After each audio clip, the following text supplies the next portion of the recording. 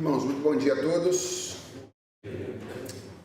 É a última vez que eu vos falo. Daqui a pouco, por volta do meio-dia, eu pego o avião de volta para casa. Então, quero manifestar minha gratidão a vocês pela maneira atenta, cuidadosa e carinhosa como vocês me ouviram durante esses 2 últimos dias. Rogar ao Senhor que, de alguma forma, as reflexões que nós fizemos nesses 2 dias aqui, ainda vamos fazer agora nessa palestra da manhã, sejam úteis a vocês ao longo do ministério, lhes ajude a pastorear a Igreja de Jesus Cristo e o Senhor colocar sobre a responsabilidade de vocês ao longo do tempo que Ele lhes permitir pastorear o seu povo.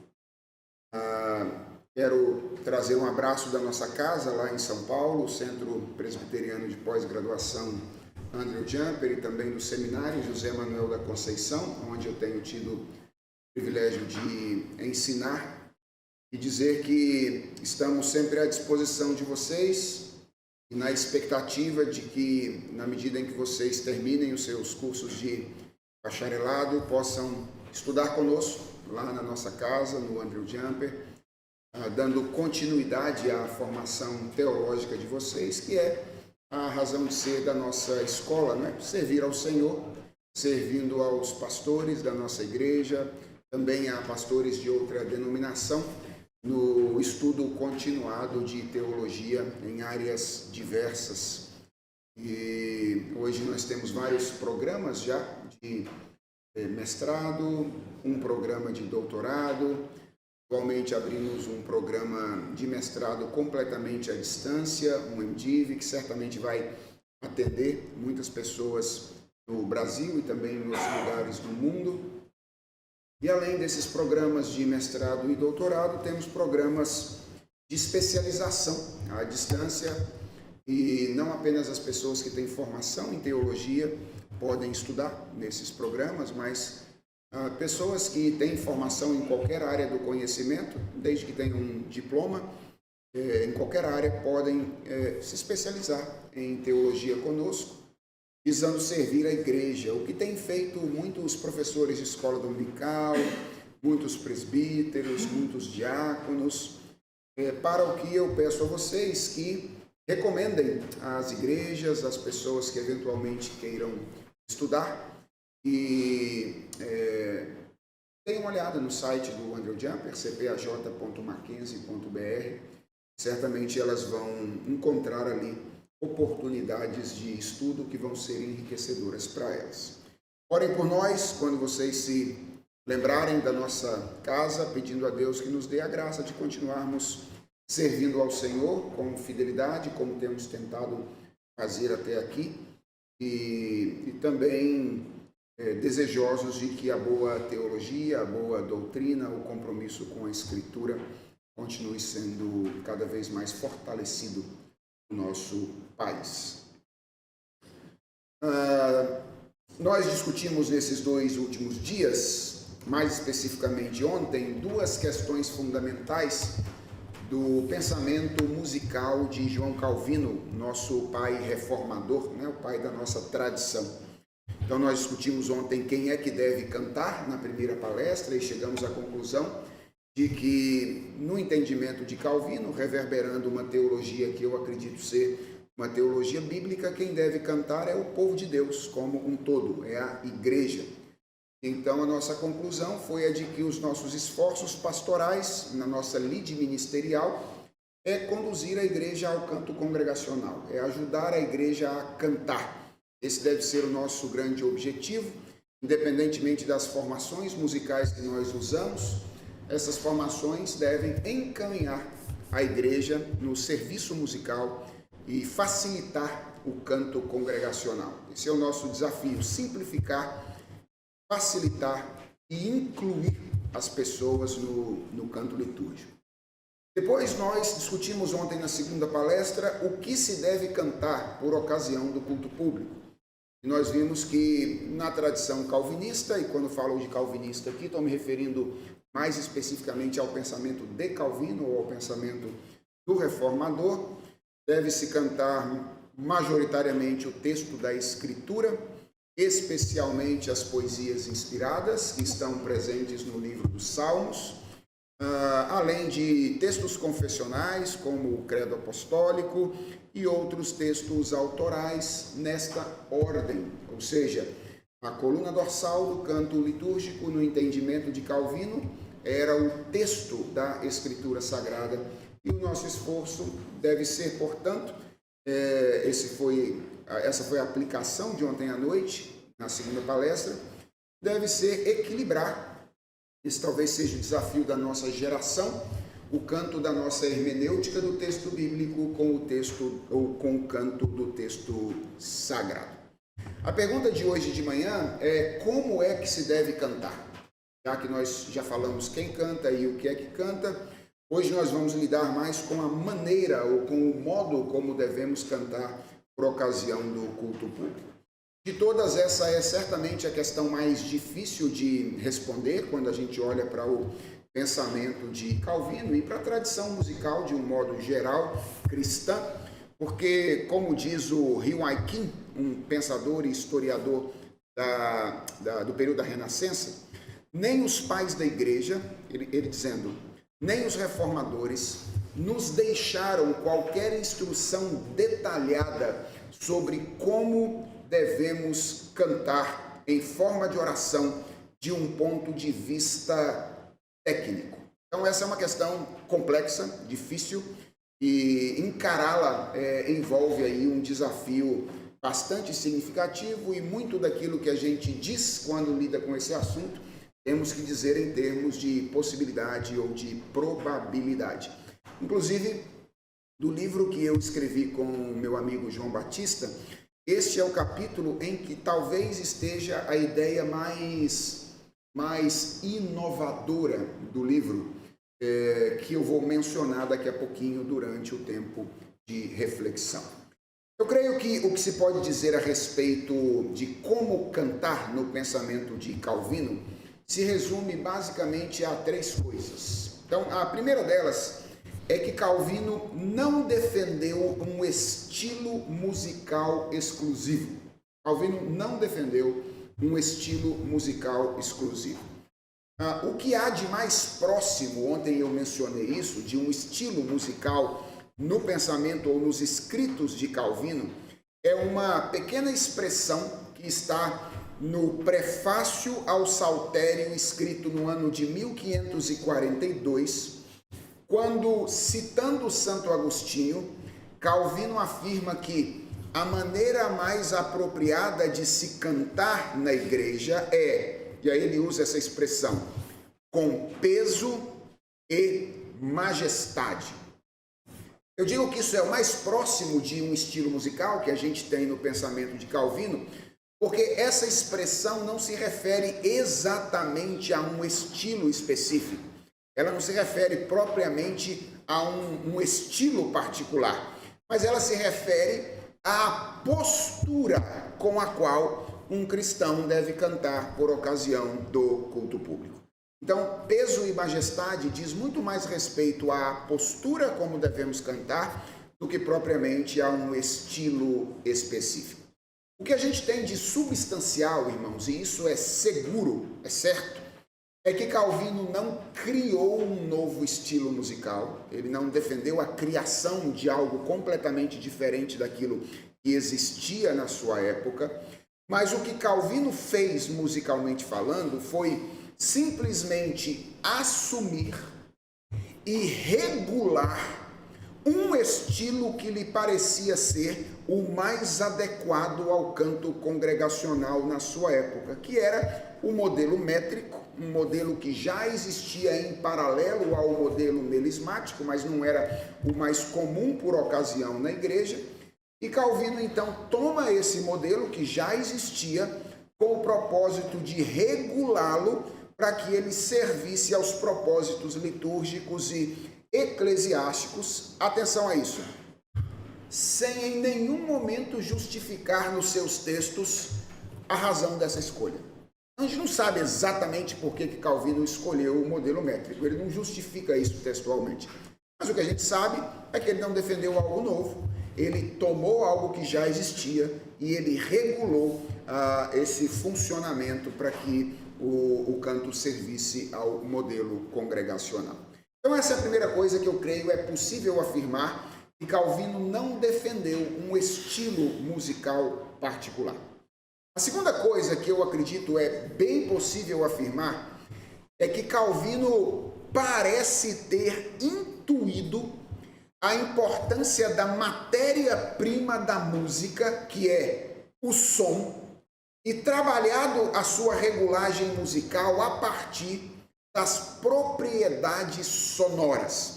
Aqui está aquela que eu acho é a tese mais inovadora do livro. Essa é de fato uma possibilidade, é por isso que a gente diz que Calvino parece ter intuído a importância da matéria-prima da música, que é o som, e ele trabalhou para regular a música na igreja, trabalhando muito mais com as propriedades sonoras do que com os elementos musicais. Há uma musicóloga chamada Suzanne Langer que define a música como o som modelado. O que é música? Música é a modelagem que alguém atribui a algo que é a matéria-prima da música, que é o som. O som, por sua vez, irmãos, tem basicamente 4 diferentes propriedades, certo? Se a música tem 3 grandes propriedades, né, que são ritmo, melodia e harmonia, o som, por sua vez, tem 4 grandes propriedades, que são, a primeira, o timbre, que é uma espécie de impressão digital do som. O timbre é aquilo que a gente costuma chamar de a cor do som. É a maneira como o indivíduo percebe a sonoridade. A segunda propriedade do som é a altura, ou é a frequência sonora. A terceira propriedade do som é a intensidade, que nós chamamos popularmente de volume, né? É a intensidade. E a quarta propriedade do som é a duração, que é o tempo pelo qual este som se propaga. Então, o som não existe sem essas coisas. O som tem essas 4 propriedades. Todo som tem um timbre, uma altura mais grave ou mais agudo, uma intensidade, um volume, né, mais forte ou mais fraco, e uma duração, que é o tempo pelo qual ele se propaga.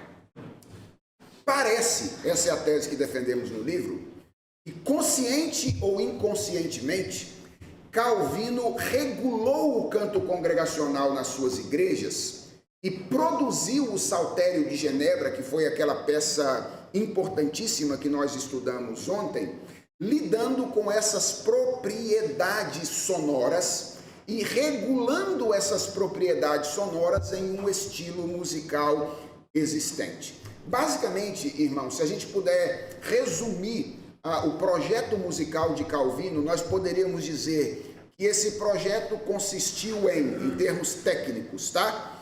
Em regular a duração dos sons, valendo-se de um número reduzido de figuras musicais, limitar os timbres, permitindo que apenas vozes humanas fossem ouvidas por ocasião do culto público e da liturgia, controlar a intensidade em um volume que respeitasse um determinado ambiente acústico, e quarto, regular a altura dos sons, propondo hinos que raramente ultrapassassem uma oitava de extensão, como nós vimos na palestra de ontem.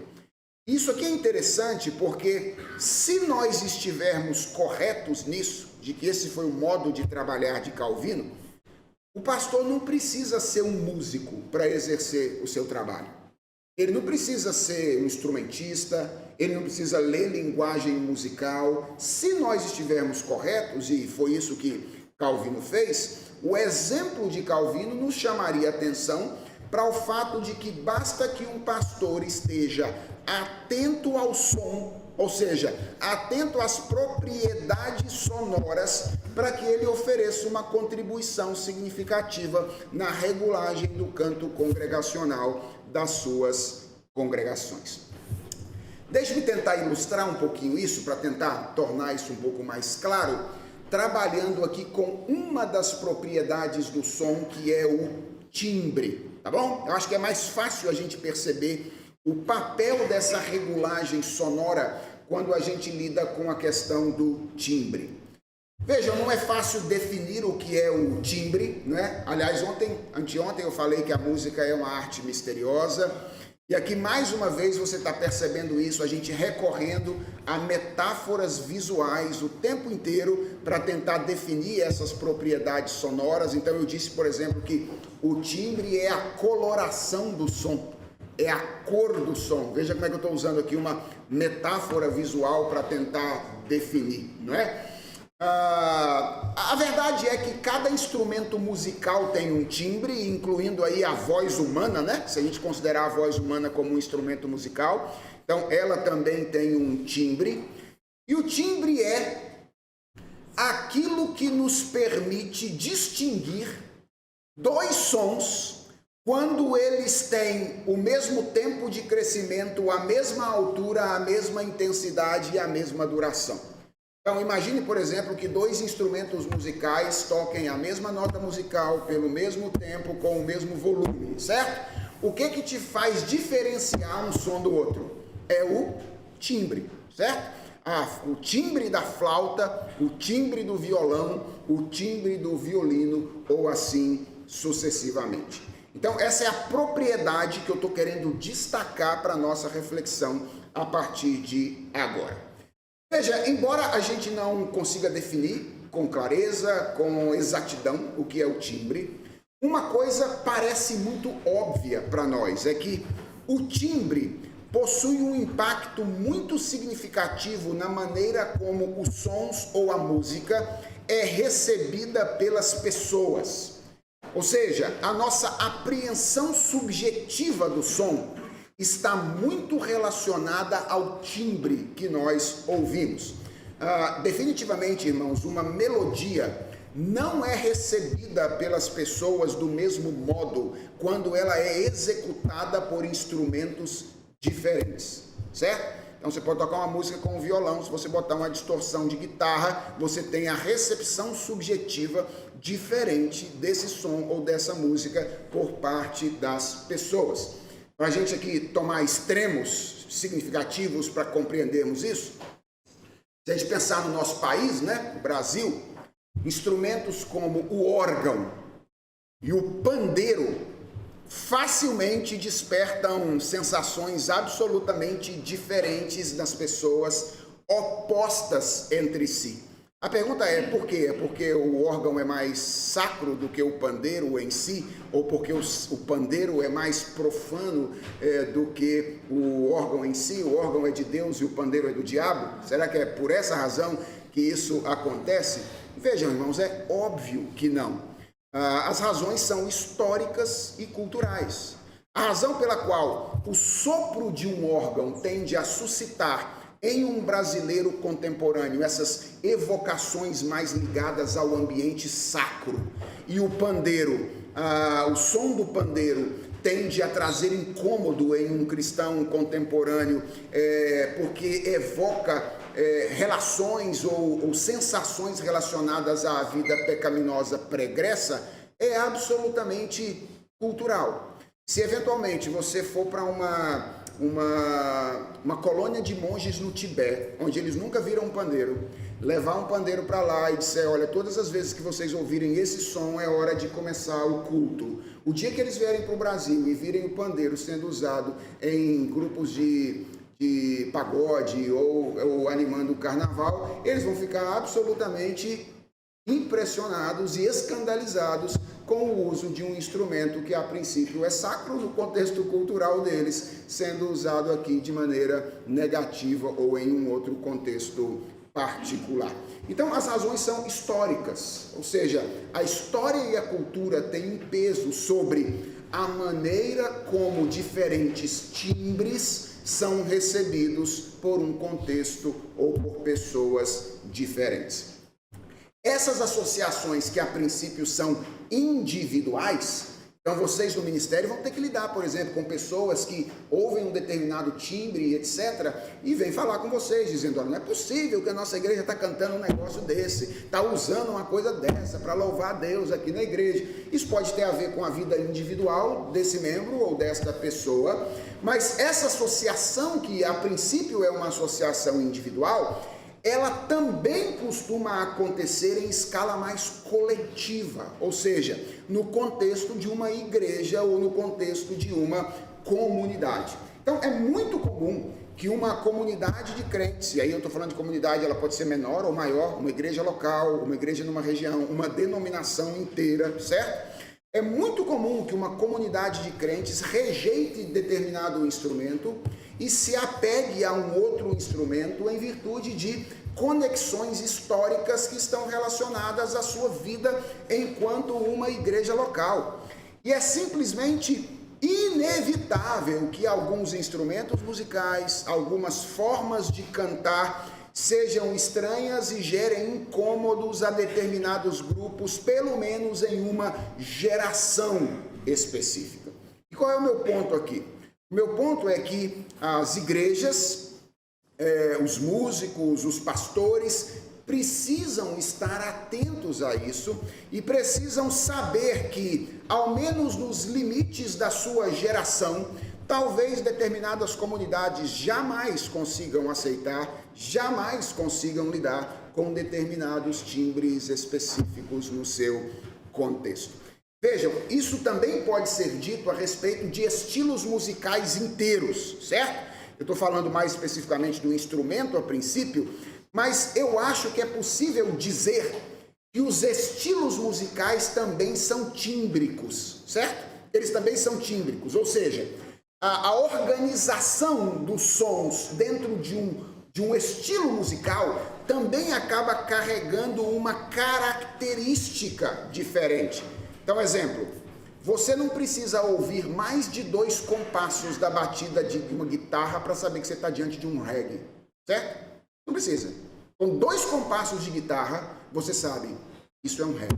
Por quê? Porque ele é um estilo tímbrico, ou seja, a organização de sons, de ritmos, etc., dentro desse estilo, tem uma cor, tem uma característica, e você consegue facilmente percebê-la com 1, 2 ou 3 compassos na introdução de uma música. Então, aquilo que diz respeito ao instrumento, também diz respeito a um estilo. E a gente deve saber que essas cores sonoras, elas estão relacionadas à maneira como pessoas ou comunidades recebem o som. Calvino enfrentou essa questão tímbrica na sua época e ele optou pela solução mais radical de todas. Qual foi a solução mais radical de todas? Ele resolveu anular todos os instrumentos musicais do culto e dizer, vamos cantar simplesmente a capela. Eu consigo compreender esta ação do reformador, sobretudo no seu contexto no século XVI. O contexto é um contexto de embate, a reforma está nascendo, a música era majoritariamente exclusivista no período anterior, então Calvino está no embate ferrenho com o catolicismo romano da época, e no meio de um debate ferrenho você não negocia, certo? Você vai com os 2 pés no peito, é assim que a gente faz no meio de um debate ferrenho, e foi exatamente isso que Calvino fez nessa ocasião, e eu entendo que a razão pela qual ele exclui todos os instrumentos do culto público naquela ocasião é uma razão contextual.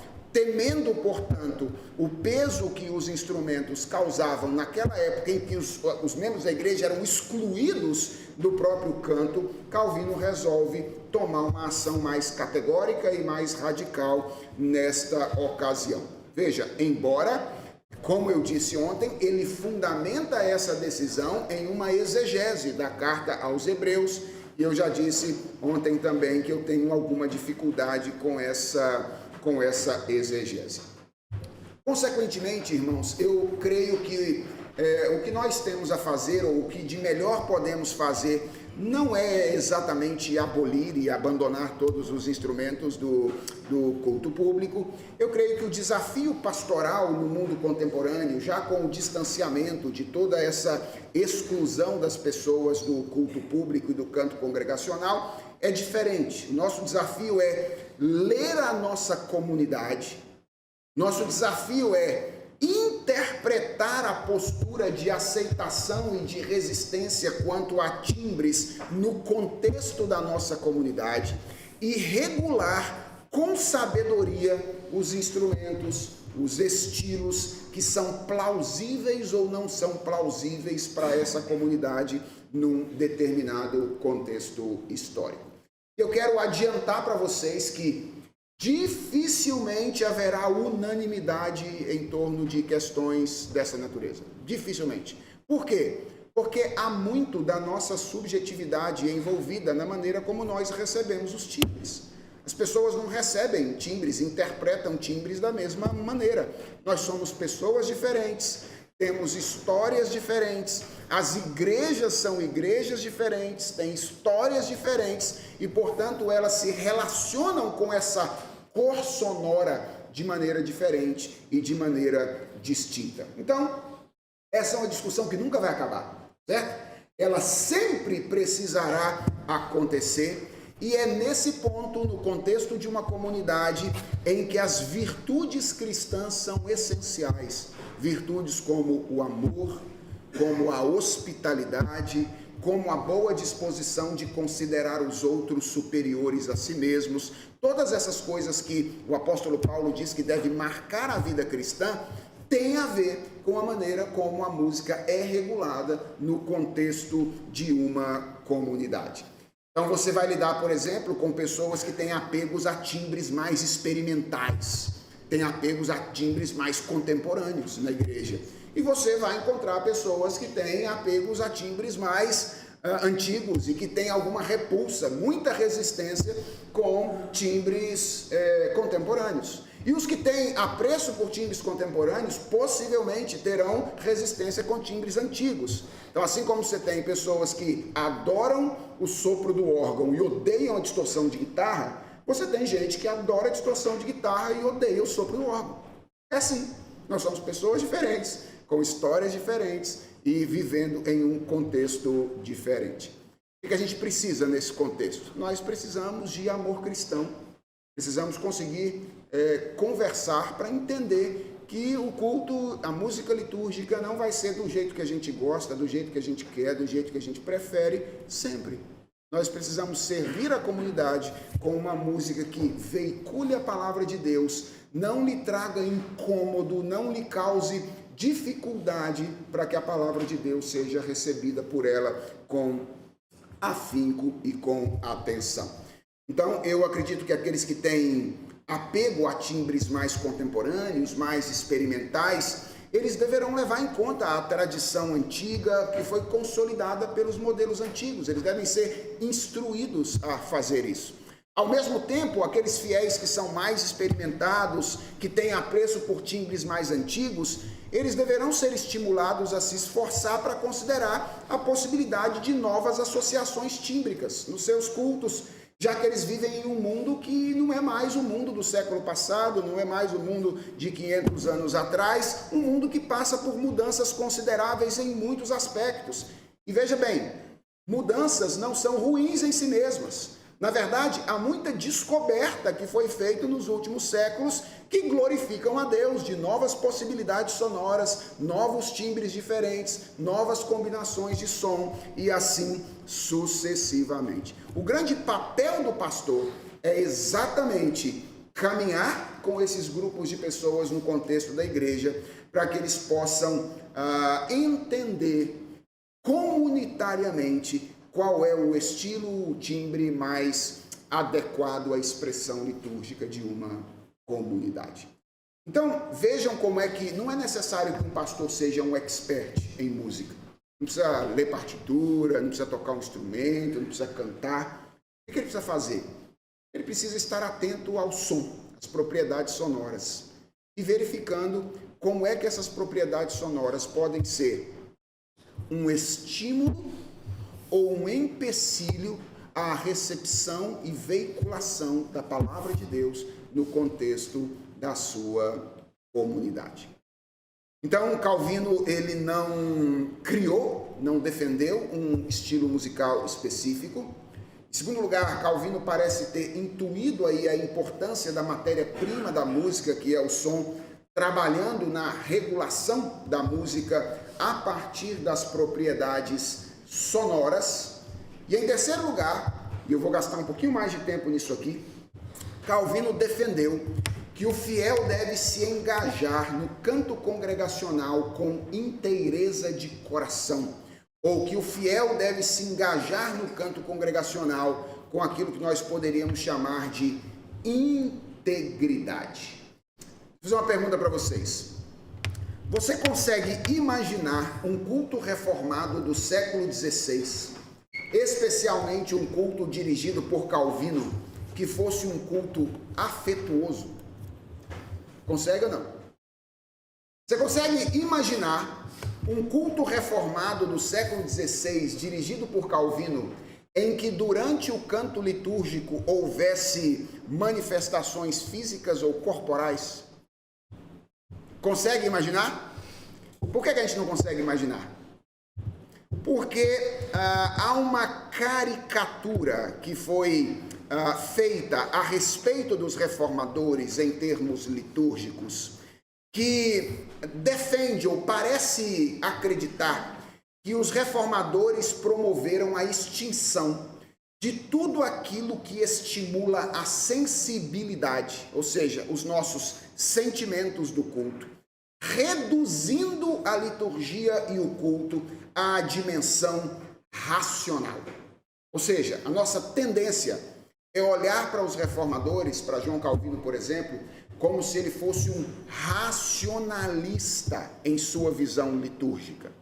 Não como se ele fosse apenas alguém que considerasse a dimensão racional, certo? Isso é diferente. Um racionalista não é apenas alguém que considera a dimensão racional.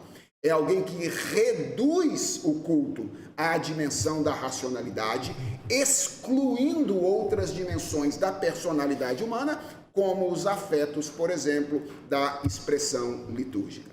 Eu quero terminar meu encontro com vocês aqui, nesse tempo e nessa palestra, mostrando que essa é uma descrição bastante injusta quando aplicada, por exemplo, a Calvino. Eu quero começar com uma palavra a respeito do contexto intelectual e da metodologia que foi utilizada por João Calvino. Irmãos, nas primeiras décadas do século XVI, as discussões sobre a temática dos afetos, que é a questão que nos importa aqui, elas estavam situadas sob temas mais amplos ligados à época, principalmente à filosofia, certo? Por que essa temática é uma temática de interesse filosófico? Ora, por causa da antropologia filosófica. A filosofia tem um campo, que é o campo da antropologia, que discute, por exemplo, o que é a alma humana, como é que a alma humana se relaciona com o corpo, quais são as faculdades da alma, como é que essas faculdades da alma estão, de alguma forma, relacionadas. Então, o debate em torno dos afetos era um debate majoritariamente filosófico nos primeiros anos do século XVI. E a antropologia dos reformadores era basicamente uma antropologia tomista, certo? Era basicamente uma antropologia tomista. Então, Tomás havia escrito um tratado sobre as paixões na Suma Teológica, e esse tratado de Tomás era o texto que dava o tom da antropologia da época, em grande medida popularizando a antropologia aristotélica. Então, a antropologia dominante no século XVI, que foi assumida naturalmente pelos reformadores, foi uma antropologia aristotélico-tomista, certo? Aristóteles cristianizado de alguma forma por São Tomás de Aquino. Algumas características dessa antropologia. Por exemplo, essa antropologia situava a racionalidade como o aspecto definidor da existência humana.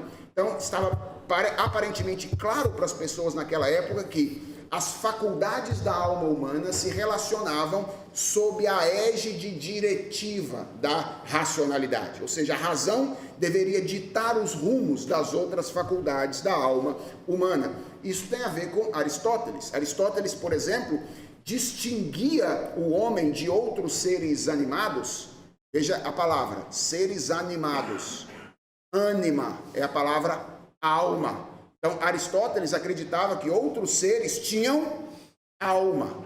Só que havia uma diferença entre a alma humana e a alma de outros seres. É que enquanto a alma de alguns seres era apenas uma alma vegetativa, de outros seres era apenas uma alma vegetativa e animal, a alma humana era uma alma intrinsecamente racional. Percebe como é que essa expressão acabou entrando na nossa teologia de maneira muito significativa? Nós temos uma alma racional. De onde é que vem essa expressão? Ela vem de Aristóteles. Essa expressão é uma expressão essencialmente aristotélica. Uma outra característica dessa antropologia reinante nos primeiros anos do século XVI é que ela concebia o homem como ou de forma bipartida, uma vez que ela concebia a alma humana como composta de duas partes ou de duas grandes faculdades diferentes e distintas, sem o apontamento de imediato de um núcleo integrador, que era a faculdade do intelecto e a faculdade da vontade. Bem, como é que Calvino funciona nesse particular? Inicialmente, Calvino adota essa psicologia, embora por caminhos diferentes da maioria dos reformadores. Mas isso começa a mudar no pensamento de Calvino, quando os seus estudos que começaram pelo Novo Testamento avançam para o Antigo Testamento. Então Calvino começa a estudar a Bíblia pelo NT e depois ele vai ao Antigo Testamento. E ali você vê, a partir do momento em que Calvino começa a comentar os textos do Antigo Testamento, você vê uma justaposição do seu conhecimento da terminologia e do universo grego, com o qual ele estava acostumado, com o seu conhecimento agora da terminologia e do universo hebraico, que ele está recebendo a partir do Antigo Testamento. Não existe no pensamento de Calvino uma antropologia sistemática ou antropologia filosófica sistemática. Lembra, gente, Calvino era um pastor, ele não era um filósofo. Calvino estava preocupado com a vida dos crentes na sua igreja, com o bom desenvolvimento da teologia. Então, ele não elaborou uma antropologia filosófica sistemática. Ele tinha preocupações mais pastorais e teológicas. Mas o que a gente percebe é que, na medida em que os estudos do Antigo Testamento avançam no pensamento de Calvino, e ele vai sendo confrontado com o conceito bíblico de coração, esse é o conceito com o qual ele é confrontado, nitidamente ele vai se distanciando dessa antropologia mais tradicional das faculdades, que era característica de Aristóteles, e que concebia lá o homem de forma bipartida entre intelecto e vontade, e ele começa a caminhar em direção a uma defesa mais integral da constituição humana. É claro que você não vai encontrar isso no pensamento de Calvino completamente desenvolvido. Se você quiser lidar, por exemplo, com a ideia de coração na tradição reformada, dos seus impactos e etc., você tem que ir a Bavinck, certo? Em Calvino você não vai encontrar isso tão facilmente desenvolvido, mas em Bavinck você vai encontrar isso com maior facilidade. E se você quiser ler um texto sobre isso, que é muito interessante, recentemente o Núcleo de Estudos de Bavinck lançou a tese de Anton Huckman sobre o pensamento de Bavinck, que é exatamente a respeito do conceito de coração. Na verdade, o Huckman escreveu 2 teses de mestrado. Essa foi a primeira tese que ele abandonou no meio do caminho, porque o seu orientador morreu. É um problema quando o orientador morre, viu, gente? Então o orientador morre e tal, aí é um problemão. E aí ele não consegue alguém lá para orientar o trabalho que ele queria fazer nesse assunto, e aí ele acaba escrevendo depois um trabalho sobre o reino de Deus. Mas o trabalho original e a pesquisa original dele era sobre o coração no pensamento de Bavinck, e recentemente esse trabalho foi publicado aí pelo Núcleo de Estudos Bavinckianos. Mas o nosso ponto aqui é mais Calvino, né? O que eu quero chamar a atenção de vocês é que, para o fato de que Calvino inicia a sua trajetória assumindo essa antropologia de matriz mais aristotélica. Na medida em que ele vai estudando o Antigo Testamento, ele vai se distanciando dessa visão mais bipartida, dessa psicologia das faculdades, e ele vai aderindo a uma postura mais integralista da existência e da alma humana. E aí, na medida em que isso acontece, a supremacia da racionalidade sobre outras funções humanas, como os afetos e a vontade, por exemplo, começa pouco a pouco a ser abandonada por João Calvino. Então parece que seria mais adequado dizer que Calvino começa a sua carreira teológica como um racionalista, certo? Mais racionalista. Mas na medida em que ele vai estudando o Antigo Testamento, ele vai abandonando uma postura mais racionalista e compreendendo que o ser humano integral deve estar envolvido nessa relação com Deus. Então a gente vê isso, por exemplo, na sua definição de fé no comentário aos Romanos. Então Calvino define fé assim, ele diz assim, claramente: a sede da fé não está na cabeça, e sim no coração. Não me proponho a argumentar sobre a parte do corpo na qual a fé se acha localizada. Mas visto que a palavra coração geralmente significa um afeto sério e sincero, mantenho a tese de que a fé é uma confiança firme e eficaz, e não uma mera ideia oriunda da razão. Percebe como é que Calvino vai se distanciando? Ele diz, olha, a fé não é apenas assentimento intelectual. A fé envolve o assentimento intelectual, mas a fé é uma confiança do ser em Deus. 20 anos depois desse comentário, na última edição das Institutas, em 1559, Calvino escreve o seguinte: se precisássemos apenas de uma única razão, esta sobre a qual já tratei em parte e que repetirei ainda mais profundamente, deveria prevalecer para pôr fim a este debate. Saber que o próprio assentimento pertence ao coração mais do que ao cérebro e ao afeto mais do que à inteligência.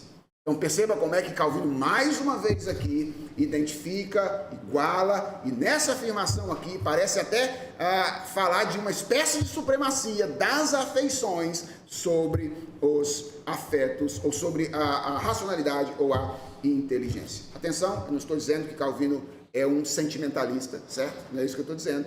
Eu estou dizendo que a gente percebe essa ambiguidade no texto calviniano, porque ele é alguém que está na busca de compreender a reunião ou a unidade dessas faculdades humanas e não desejando vê-las de maneira isolada ou separada. Então, o entendimento de Calvino sobre o canto congregacional, ele também é, irmãos, impactado por esse esforço de compreender o homem como um ser integral, especialmente o seu entendimento sobre como nós devemos cantar é impactado por essa mudança de natureza antropológica ou psicológica que acontece no seu pensamento. Então, no prefácio ao Saltério de Genebra, Calvino vai afirmar, por exemplo, que os cânticos espirituais não podem ser bem cantados se não for de coração. Ou seja, os cânticos espirituais, diz Calvino, literalmente, são palavras dele, os cânticos espirituais não podem ser bem cantados se não for de coração. E a pergunta é, o que que Calvino deseja dizer com isso, né? Eu creio que é basicamente que o canto litúrgico bem executado depende de modo crucial do engajamento dessa raiz espiritual humana que envolve, além da nossa racionalidade, os nossos sentimentos e até a nossa dimensão física. Ou seja, quando Calvino diz, nós precisamos cantar, se queremos cantar bem, de coração, o que Calvino está dizendo é que nós devemos cantar com a existência inteira. Ou seja, com a nossa integralidade, com a nossa mente, nossa racionalidade, com os nossos sentimentos ou as nossas sensações e com a dimensão física, o nosso corpo, expressando os sentimentos e as convicções que nós eventualmente temos. Então deixe-me agora mostrar como é que os sentimentos e a dimensão física aparecem no pensamento de Calvino a serviço do canto litúrgico. Começando aqui pelos sentimentos.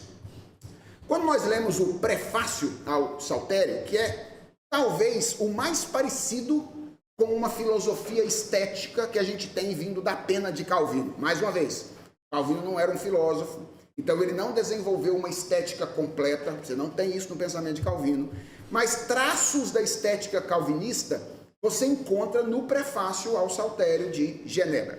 E quando a gente lê esse prefácio, a gente encontra algumas expressões associadas à ideia de coração, vários qualificativos que são utilizados para incentivar os fiéis a cantar de um modo apropriado, que eu vou mencionar aqui, e eu quero que você perceba como eles estão diretamente relacionados à dimensão afetiva, ou à dimensão dos nossos sentimentos. Calvino diz, por exemplo, no prefácio ao Saltério, o canto enternece, inflama, desperta zelo veemente e ardente, eleva a alma do fiel, promove consolo, meditação sobre a virtude, a bondade, a sabedoria e a justiça do Senhor. Vejam essas expressões: enternece, inflama, zelo veemente e ardente. Todas essas expressões mostram que cantar não é algo que Calvino entendia que nós fazemos apenas com a nossa mente, com a nossa racionalidade. Cantar é algo que nós fazemos também com os nossos sentimentos, ou com as nossas sensações. Esses qualificativos, todos eles, irmãos, mostram a ênfase calvinista na integralidade psicológica do indivíduo e mostra que ela não exclui os afetos. Muito pelo contrário, ela inclui os afetos. E pastor, até aqui a gente vai bem, consegue compreender, mas esse negócio do corpo envolvido na adoração, aí já está pegando pesado. Esse negócio de corpo envolvido, aí não tem jeito não. Bem, deixa eu dizer o que é que Calvino diz, para você entender o que é que eu estou dizendo quando Calvino entende que a nossa dimensão física também está envolvida na adoração. Então, na primeira edição das Institutas, em 1536, quando Calvino ainda nem era pastor, ele produz essa edição quando ainda nem era pastor, Calvino discute ali a oração. E lembra da afirmação que eu fiz lá no primeiro dia, quando eu falei da relação entre Calvino e a devotio moderna? Uma das relações é que, para Calvino, cantar é orar. Há uma relação entre canto congregacional e oração. Então, nas Institutas de 1536, discutindo a questão da oração, que está relacionada à música, Calvino toma dois exemplos bíblicos, o exemplo de Moisés em Êxodo 14 e o exemplo de Ana em 1 Samuel, capítulo 1, verso 13, para defender atenção a isso, inutilidade da voz na oração, se aproximando de Zuínglio. Aliás, irmãos, Zuínglio é um personagem bastante interessante no que diz respeito à questão musical, porque ele era o mais musical de todos os reformadores, era um multi-instrumentista, apreciador de música, etc. contudo, defendeu por ocasião do culto público apenas algo semelhante à cantilação atanasiana. Ele não defendeu o uso da música no culto porque tinha muito receio dessa música. Então, num certo sentido, Zwingli é bem diferente de Calvino, musicalmente falando, mas em outro sentido, Calvino é um zwingliano, musicalmente falando também, no sentido de afirmar a precedência da voz do coração sobre a voz dos lábios. Ou seja, essa ideia é bem zwingliana, a ideia de que a gente adora com o coração e não necessariamente com os lábios. O coração tem que exercer precedência sobre aquilo que nós falamos. E Calvino diz isso claramente lá nas Institutas, quando ele diz que a língua nem mesmo é necessária para a oração particular. O sentimento interior devia ser suficiente para surgir por si mesmo, de modo que às vezes as melhores orações são aquelas feitas em silêncio. Então Calvino diz isso nas Institutas em 1536. O que parece reforçar aquela ideia de ausência completa da nossa participação física por ocasião da adoração. Mas lembra da divisa de Agostinho, que Calvino usava? Eu estou me desenvolvendo enquanto escrevo, e escrevo enquanto eu me desenvolvo. E 3 anos depois, na segunda edição das Institutas, em 1539, agora Calvino já era pastor na cidade de Estrasburgo. Atenção, queridos seminaristas, o ministério faz muita diferença na compreensão da nossa teologia. Uma coisa é você escrever teologia sem pastorear. Outra coisa completamente diferente é escrever teologia pastoreal. Por isso, tome cuidado com teólogo sem igreja. Tome cuidado com teólogo que produz por mero entretenimento acadêmico, mas não está envolvido com o trabalho da igreja local. Porque, como diz meu amigo Jonas Madureira, a principal obra de um teólogo não são os seus tratados, são as suas orações. E um teólogo só pode produzir bons tratados se ele aprender a orar direito. E o ministério nos ajuda e nos ensina a orar de verdade. A lide com a igreja nos ensina a orar e a depender de Deus cada vez mais. A primeira versão das Institutas é produzida quando Calvino ainda não tem grandes preocupações pastorais.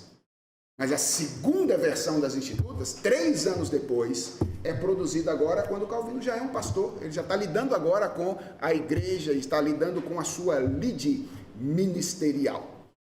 Atenção, eu não estou dizendo que todo bom teólogo precisa ser necessariamente pastor, certo? Só estou dizendo que todo bom teólogo precisa estar envolvido com a igreja local, produzindo teologia para a igreja local. E aí, em 1539, já em Estrasburgo, segunda edição das Institutas, Calvino reescreve esse trecho que ele tinha escrito em 1536. E ele vai afirmar agora a existência de uma relação entre o que nós fazemos e entre o que nós sabemos. Ou seja, Calvino vai mudar de opinião. É isso mesmo. 3 anos foi suficiente para que ele agora escrevesse alguma coisa diferente.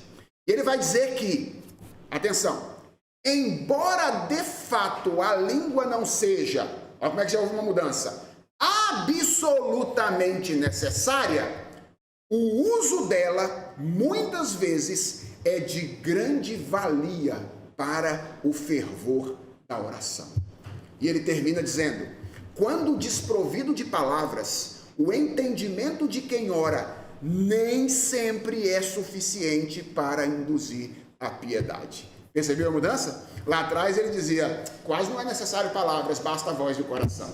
Agora ele está dizendo, é verdade que o coração tem precedência sobre as palavras, mas as palavras são muito importantes. É muito importante que a gente torne externo aquilo que a gente crê ou aquilo que a gente pensa internamente.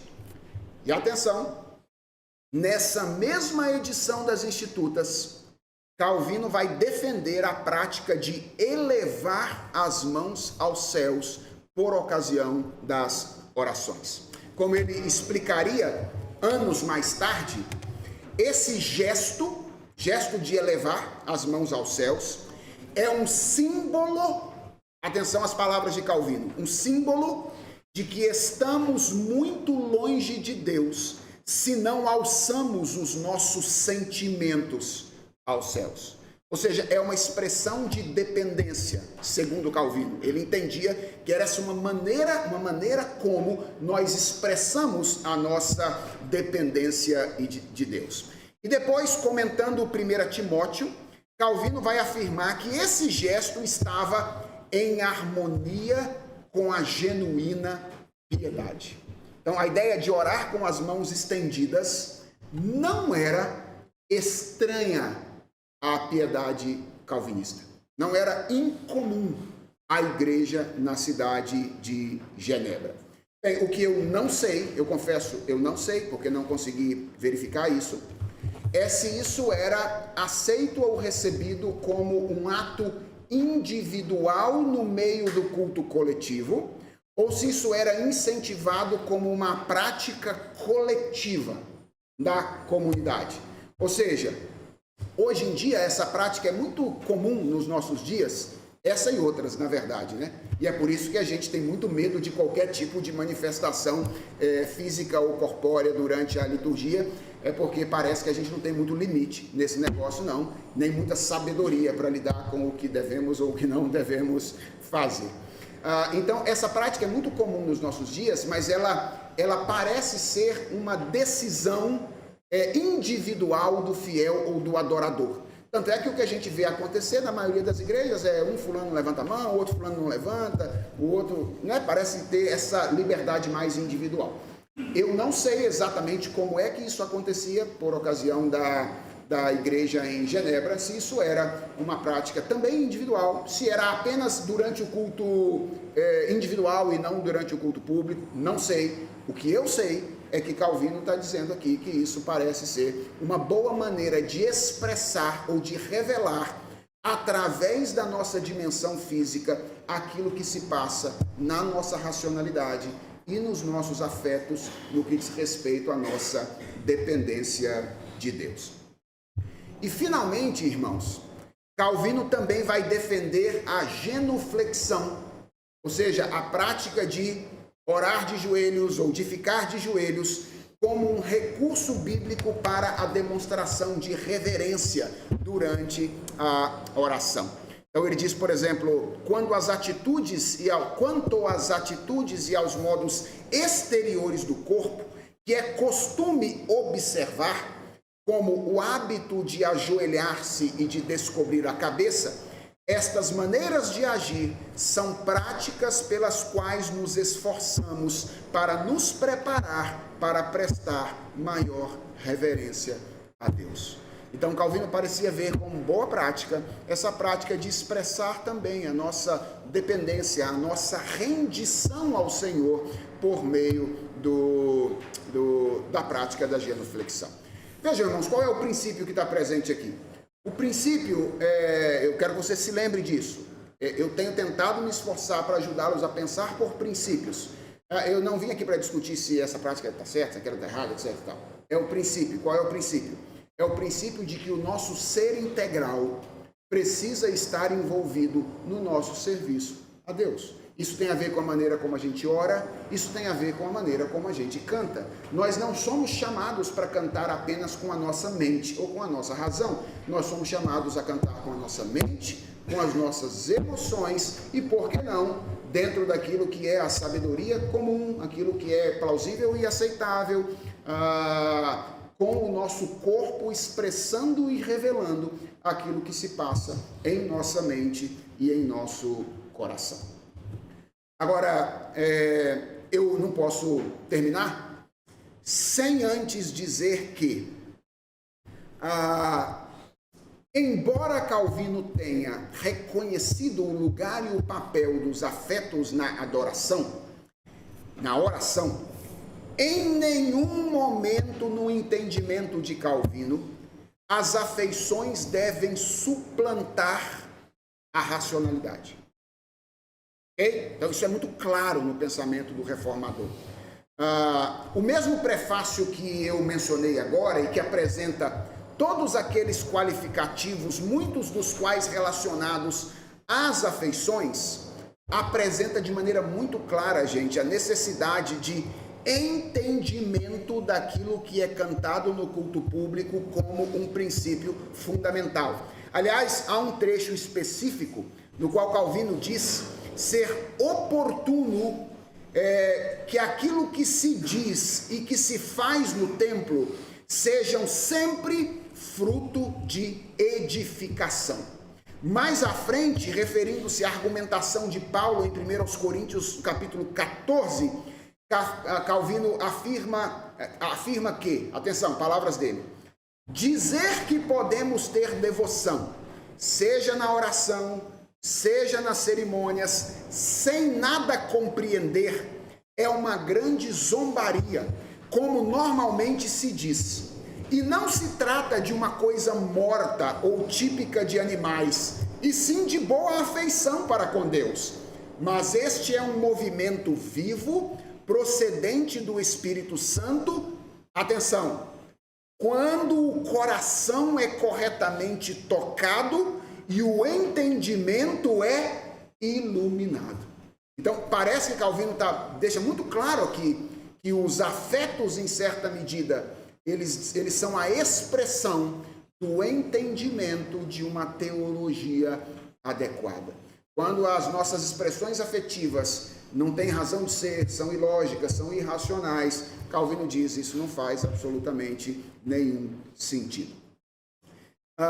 E muito significativo do lugar da racionalidade, o lugar que Calvino deu à racionalidade no seu pensamento, foi o lugar que ele atribuiu à memória.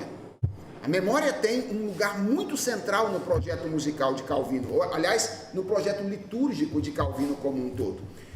Irmãos, no prefácio ao Saltério, Calvino menciona a memória como uma das funções mais importantes associadas ao coração humano.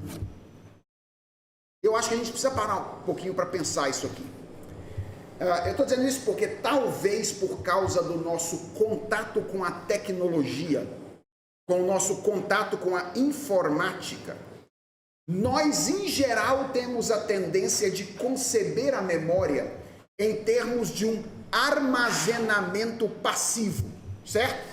Na nossa cabeça a memória é um lugar de armazenamento passivo, por causa da nossa tendência de memória de computador, HD de computador.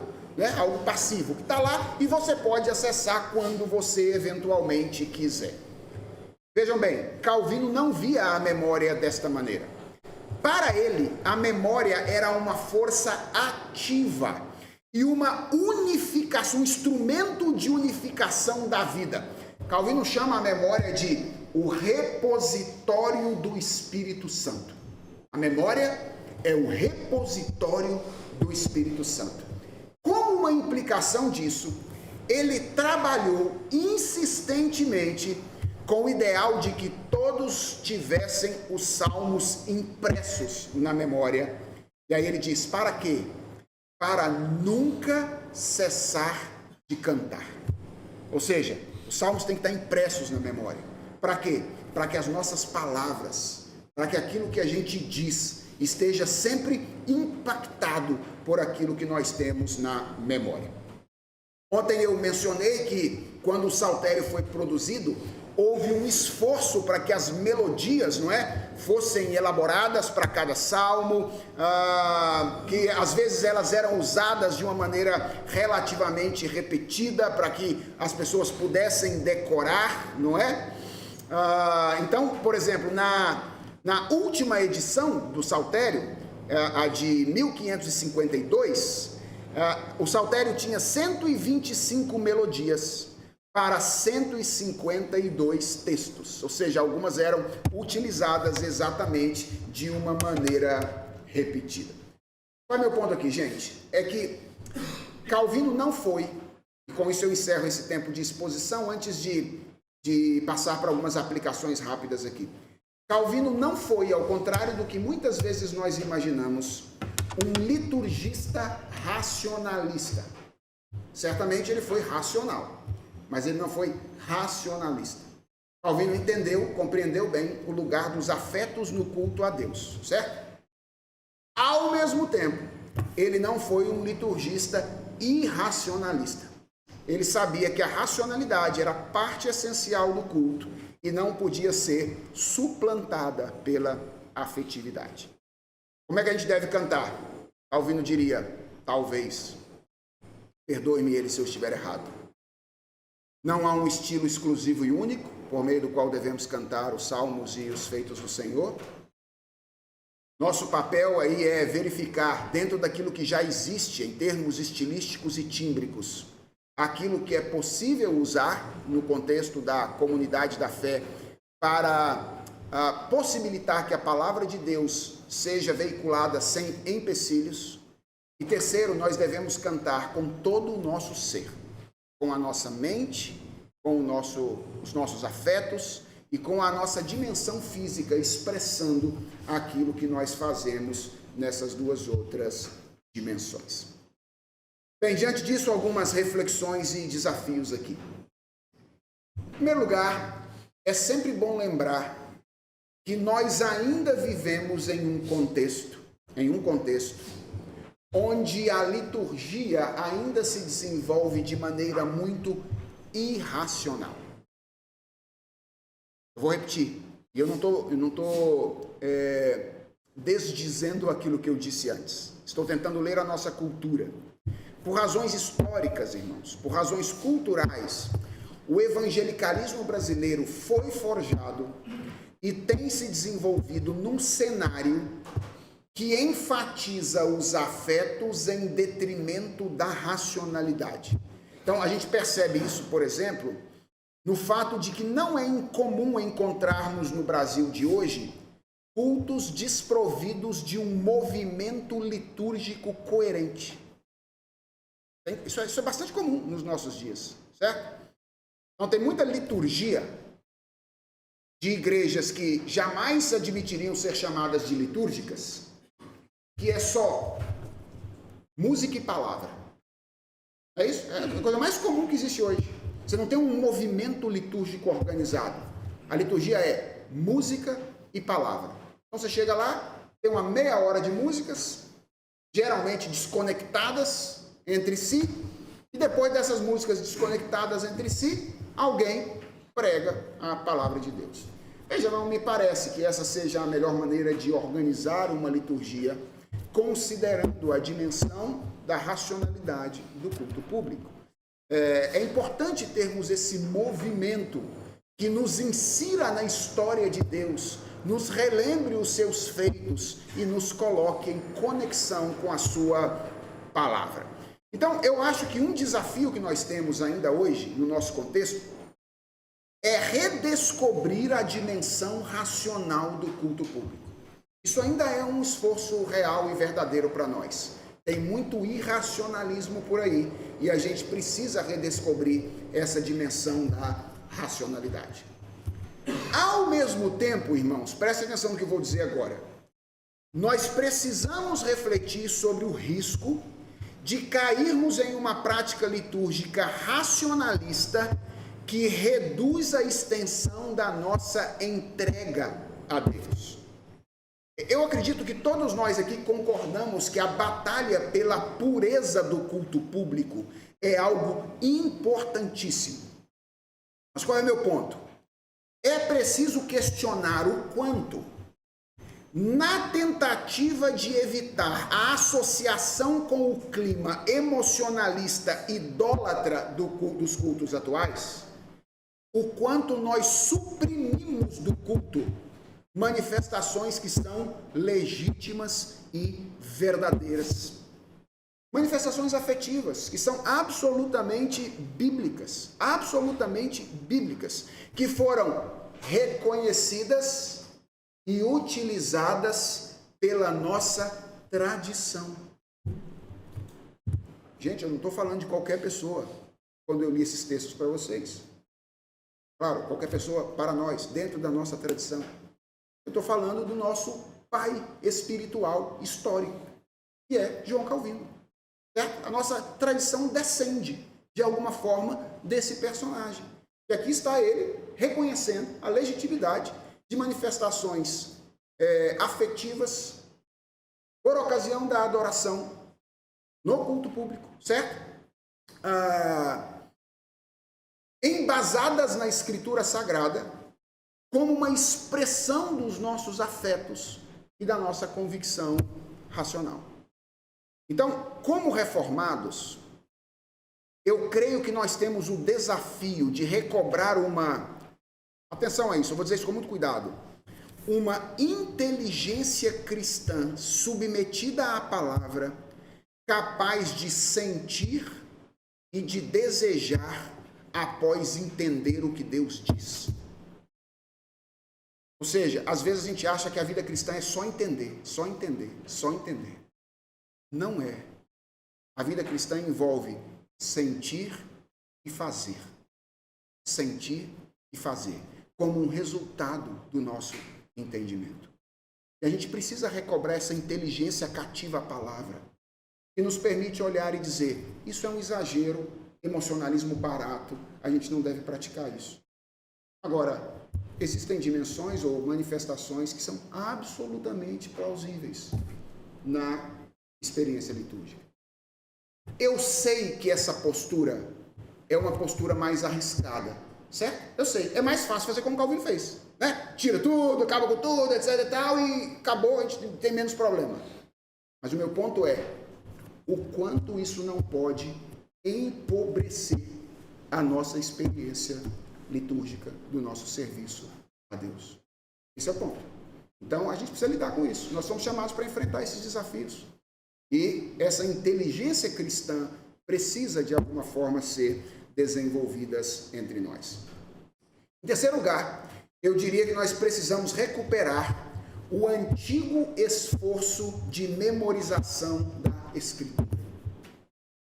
Olha, irmãos, se tem um negócio que nós perdemos com o tempo e que nos prejudicou bastante, foi esse negócio do costume que as igrejas antigas tinham de decorar a Bíblia. Hoje, pedagogicamente, usar a palavra decorar já é um negócio absurdo, não é? Mas olha, irmãos, nós não seguimos as tradições desse mundo, não. E eu creio que olhar para a memória como um depositório do Espírito Santo, como o reformador João Calvino fazia, é algo importante e interessante. Tem se tornado cada vez mais comum encontrarmos pessoas que são membros de igreja, incapazes de mencionar de cor passagens importantíssimas da Bíblia, como os 10 mandamentos e a oração do Pai Nosso. Faz um teste na sua igreja. Pede as pessoas para falar de cor os 10 mandamentos. Pede as pessoas para falarem de cor a oração do Senhor. As bem-aventuranças. Você vai perceber como esse costume de memorizar a Escritura, tão caro aos nossos pais no passado, tem sido absolutamente desvalorizada nos nossos dias. Então, permita-me dar um passo além aqui. Nós, reformados brasileiros, nós também temos certa aversão a fórmulas pré-escritas de oração. Nós temos certa aversão. E nós costumamos associar isso a tradições como a romana, ou a luterana, ou a anglicana. Eu acho que há razões históricas para isso, dentre elas o fato de que o protestantismo brasileiro ele se formou no contraste direto com o catolicismo romano, onde orações prontas são mais comuns. Mas o meu ponto é o seguinte, irmãos. A nossa memória teológica precisa ser construída. E olha o que eu vou dizer agora.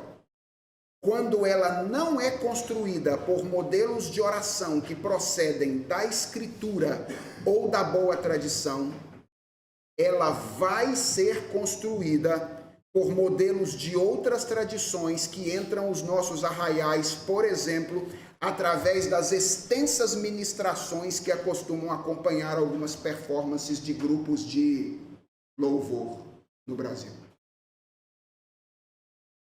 Memória teológica das nossas igrejas, muitas delas têm sido formadas por ministrações de ministros de louvor que se tornam famosos no Brasil e dos grupos que os nossos irmãos ouvem nos discos e às vezes tentam replicar de maneira ipsis literis o que é a coisa mais fake do mundo, não é verdade? Por ocasião do culto público. Você até usar aquelas mesmas palavras lá, tentar criar o mesmo sentimento, a mesma sensação e assim sucessivamente. Qual é o meu ponto aqui? Eu acho que a gente deveria, obviamente, eu não estou falando de substituir as orações espontâneas por todas as orações escritas, mas eu acho que nós deveríamos utilizar essa prática com um pouco maior de frequência. E veja, tem coisas boas aí sendo produzidas para isso, né? O Monergismo acabou de lançar, há um tempo atrás, o Vale da Visão. Uma série de orações escritas por nossos irmãos puritanos do passado, absolutamente riquíssimas, cada uma mais rica do que a outra, e que podem, de alguma forma, ajudar a igreja na construção da sua memória teológica. Na igreja onde eu pastoreio, nós estamos começando a incentivar alguns irmãos a produzir as suas orações para orarem por ocasião do culto público.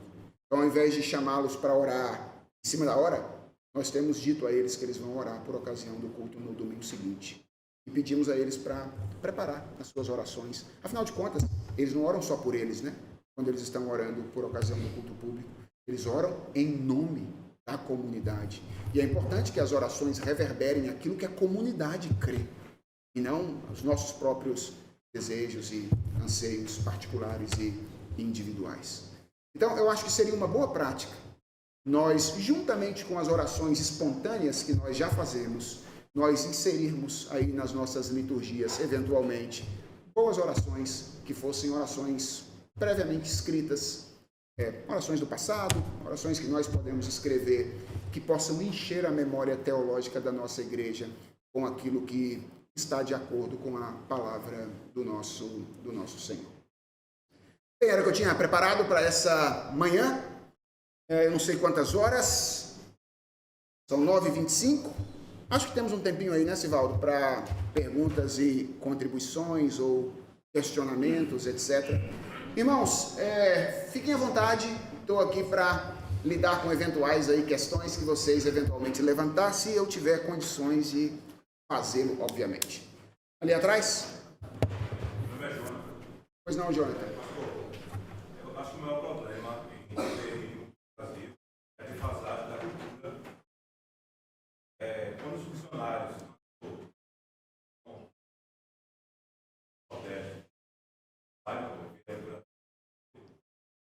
musical era um problema, era a cultura atualmente.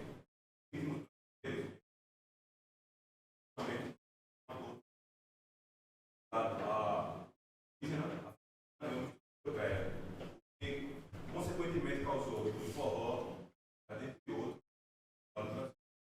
de nós hoje, anos e reformados, observar essa Calvino, deveria ter algo muito, deveria ter um ritmo quantitativo da música. Nós hoje, brasileiros, podemos se apropriar de um ritmo que tem uma dor mais ligada à imoralidade, à sexualidade, como é o caso do ritmo. E entender que a música deve ser quantitativa. Perfeito. Obrigado pela pergunta.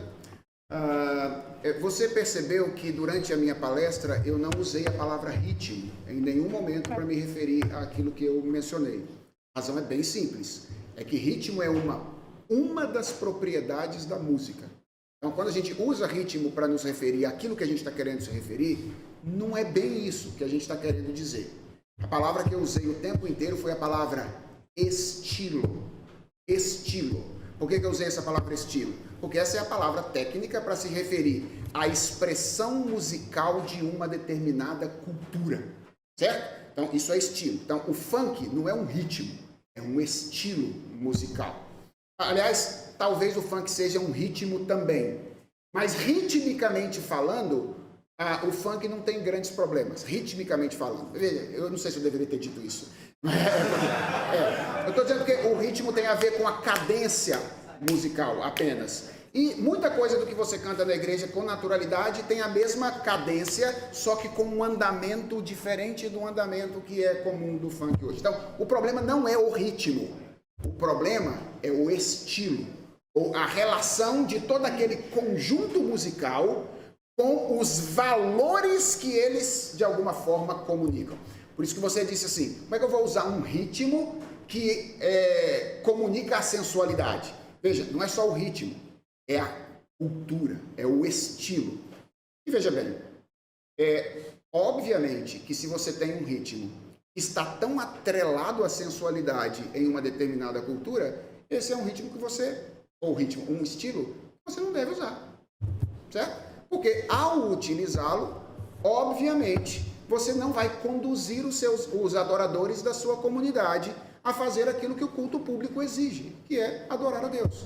Então, nessa cultura, você vai olhar para esse estilo e vai dizer, eu entendo que esse estilo não é apropriado para o culto público na nossa cultura. E talvez a gente possa fazer isso até de maneira mais abrangente. Talvez a gente pudesse reunir pessoas para dizer, vamos pensar nisso em termos de Brasil? Se é que, talvez a gente tenha até algumas peculiaridades que a gente vai ter que olhar depois, porque o Brasil aqui de cima não é o mesmo Brasil de lá de baixo, né? Você vai lá no Rio Grande do Sul, não é a mesma coisa do Nordeste, etc. Mas eu creio que é possível pensar de maneira macro com um grupo de pessoas e dizer quais seriam os estilos atuais que são mais adequados no sentido de promover essa contemplação que você mencionou aí agora, não é? Então, e veja, eu creio que a contemplação é um dos aspectos da nossa liturgia. Não é toda a nossa liturgia. A nossa liturgia não é só contemplação, ela também é expressão. E estilos que são úteis à expressão também cabem por ocasião do culto público. Agora, se eles estiverem atrelados a valores que são valores antagônicos à palavra de Deus, isso é razão suficiente para você abandonar esse estilo e não utilizá-lo por ocasião do culto público. Em outras palavras, eu não tenho uma resposta absoluta para você. Eu gostaria de ter, irmãos, seria muito mais confortável se eu tivesse uma resposta absoluta para todos os tempos, todas as épocas, todos os lugares. Eu adoraria ter. Mas eu acho que não dá para fazer isso. E eu acho que tentar impor isso é ser injusto com a visão de mundo que nós temos e com aquilo que a revelação nos ensina a fazer. Vamos trabalhar, gente. Esse é o nosso trabalho, não é? É isso que a gente precisa fazer. Então, não sei como te ajudar mais do que isso. Reverendo Irineu. Primeiro, parabéns pelo objetivo da proposta. Parabéns pela citação que os irmãos da igreja cântico obedecendo. Isso leva a gente a liberdade de cantar, independente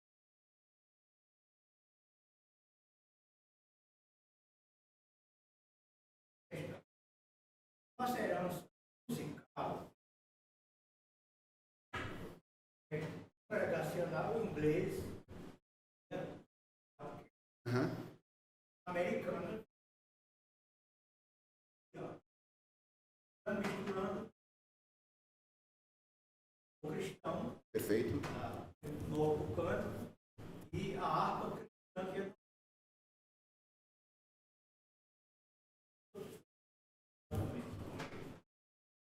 a gente vai misturar.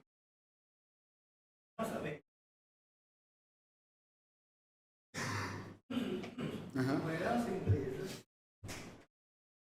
herança pentecostal, exemplo, e agora uma quarta herança de cântico. Tem uma força então, acho um caldeirão.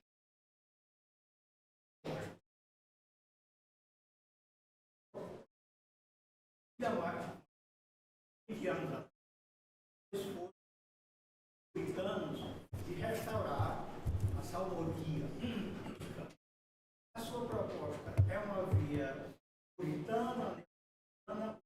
terceira via. Esse caldeirão.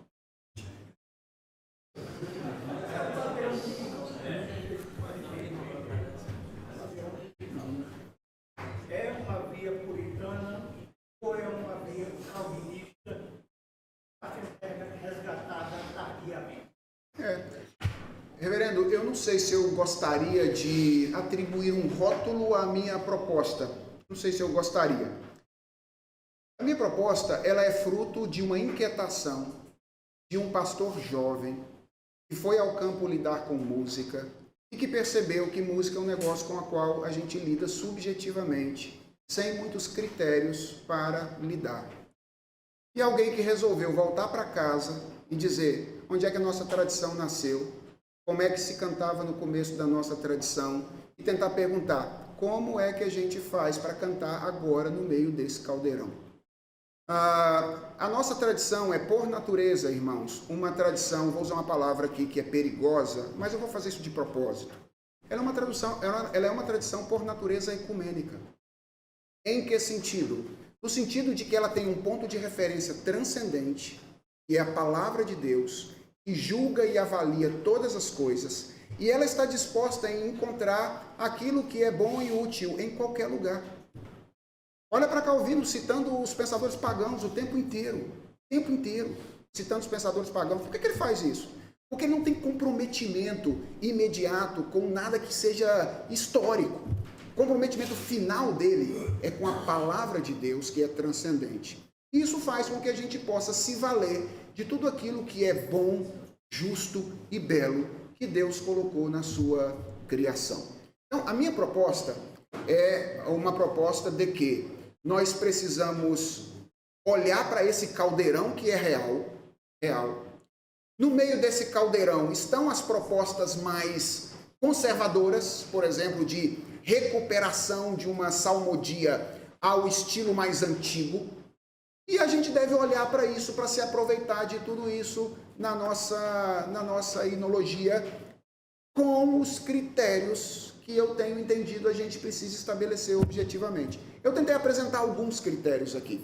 Talvez existam outros, talvez esses não sejam os melhores. Se eu sair daqui e estiver claro para vocês que nós estamos lidando com um assunto difícil e que a gente não pode ter respostas simplistas para esse negócio, ou seja, música não é brincadeira. Está lidando com um negócio técnico, absolutamente técnico, e que a gente não pode ficar lidando com isso assim, sem a seriedade, que isso é desconsideração para com Deus que criou a realidade complexa. Eu já me dou por satisfeito. Sabe? O que vai gerar isso depois? Não sei o que vai gerar, mas a minha proposta é simplesmente lançar um terreno, sabe, para as pessoas pisarem em cima. Sabe o que eu gostaria que acontecesse, irmãos? Que esse livro fosse criticado, revirado, que as pessoas pegassem esse negócio, isso aqui está errado, os critérios não são esses, não foi isso que Calvino fez, não é Calvino que a gente tem que ver, é aquilo. É isso que eu gostaria, que a gente conversasse sobre isso, mas que o ponto de partida fosse minimamente um ponto de partida acadêmico, racional, teológico, sério.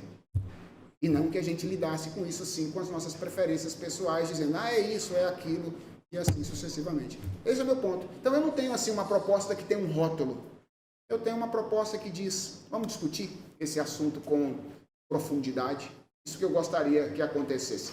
Tem acontecido. Tem muita gente estudando por aí, mandando bons feedbacks. E se vocês quiserem fazê-lo também, eu ficarei muito feliz de receber feedbacks de vocês quanto à questão do projeto, da proposta e etc. Lá atrás. Pergunta bem longa. Bem longo.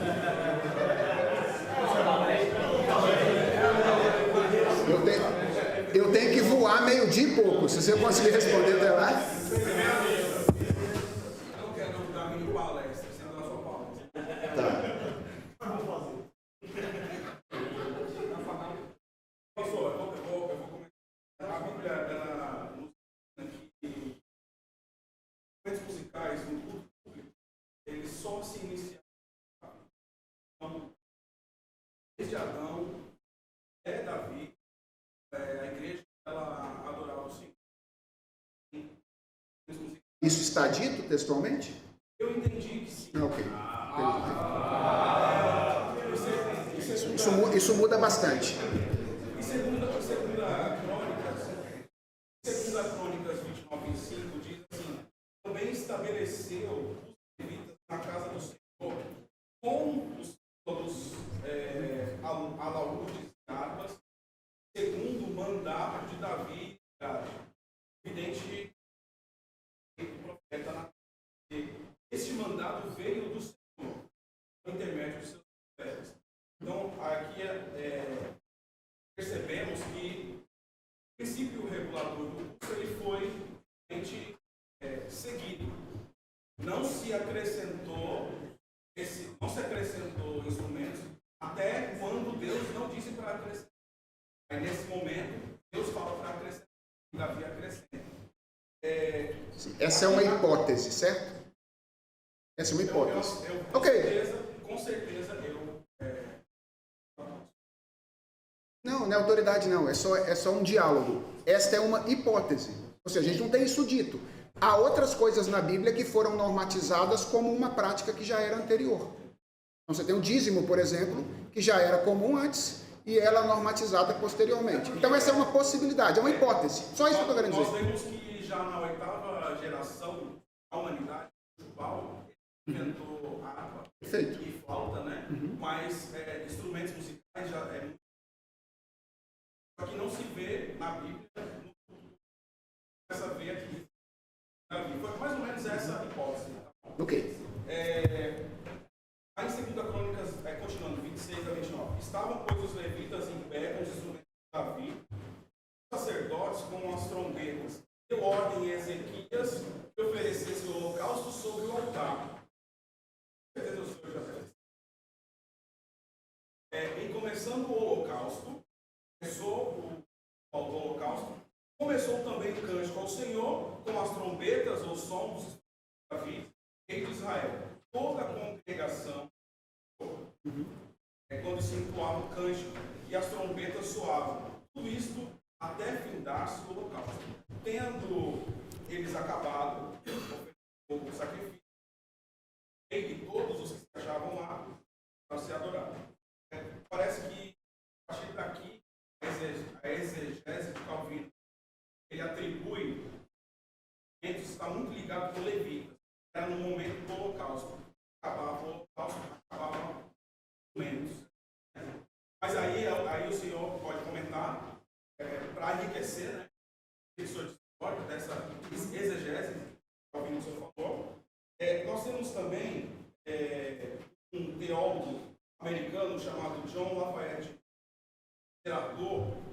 Ele diz assim, acho interessante essa exegese dele. Ele fala assim: a música instrumental na adoração tipificava a alegria e o triunfo do povo de Deus, que ia culminar na efusão abundante do Espírito Santo, tempos do Novo Testamento. Agradou-se Deus em tipificar a alegria espiritual que viria a brotar em uma possessão mais rica do Espírito Santo através do sensível som produzido pela melodia apaixonante de corda, do estrépito dos símbolos, do caminho da sombra. Era a instrução de crianças em uma escola inferior, preparando-as para uma escola superior. Ele de instrumentos musicais apontava para a presença do Espírito. Esse teólogo gerador.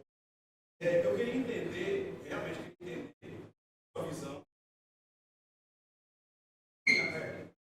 Enquanto dessa forma, porque tem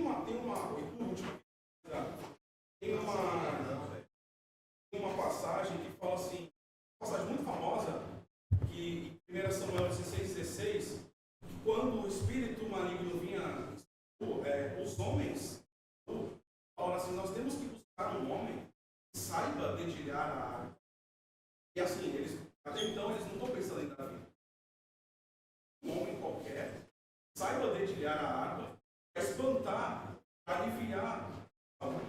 Parece-me, aí é outra hipótese, e eles entendiam isso através dos instrumentos musicais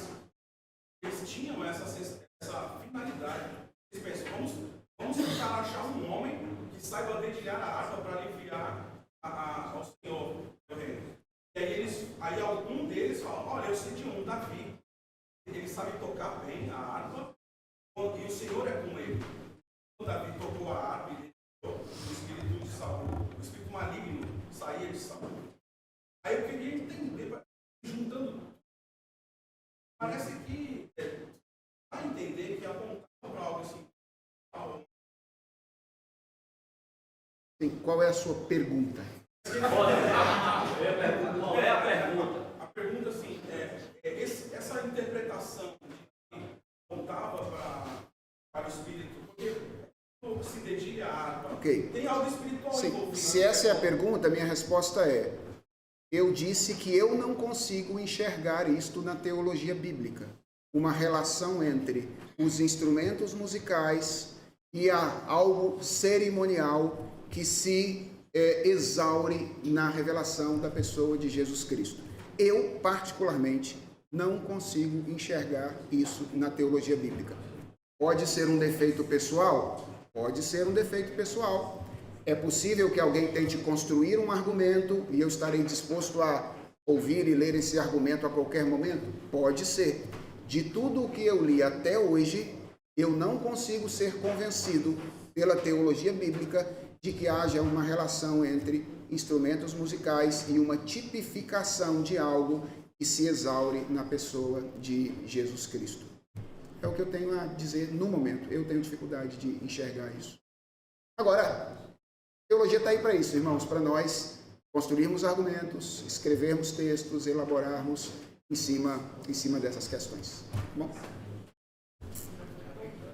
Mais alguma questão?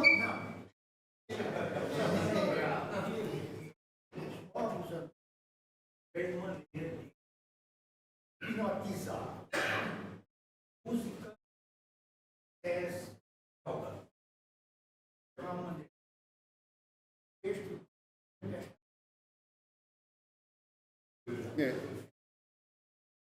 Veja bem, há na tradição reformada, e isso eu acho que eu posso dizer, na verdade isso é mais antigo e é reverberado pela tradição reformada.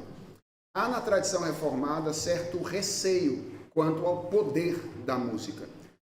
Tanto é que um reformador lidou com tanta seriedade com essa questão. Isso não é dos reformados, vem de Agostinho. Agostinho tinha muito receio com essa questão do impacto negativo que a música poderia causar.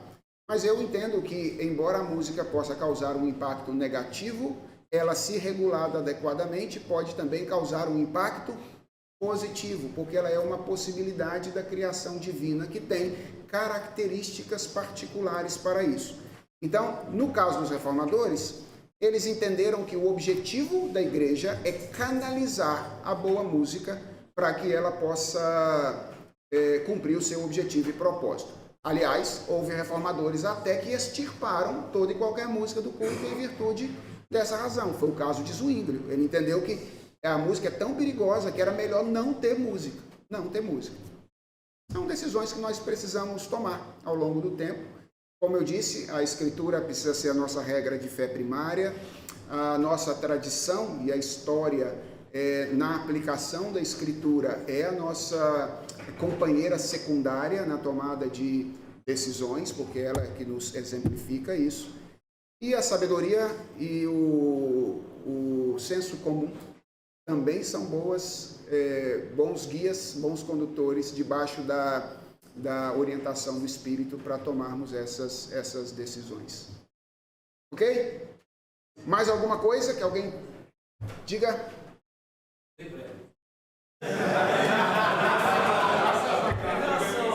Sinto uma maldade aí, sinto uma maldade. Em relação à integralidade na adoração, né? O senhor falou aí. A questão da razão. Como o senhor usou os argumentos?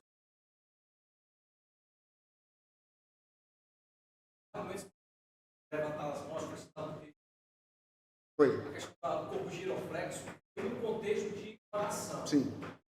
Esses argumentos ele pode ser usados mesmo no contexto quântico. Perfeito. Muito boa pergunta. Excelente. Muito boa pergunta.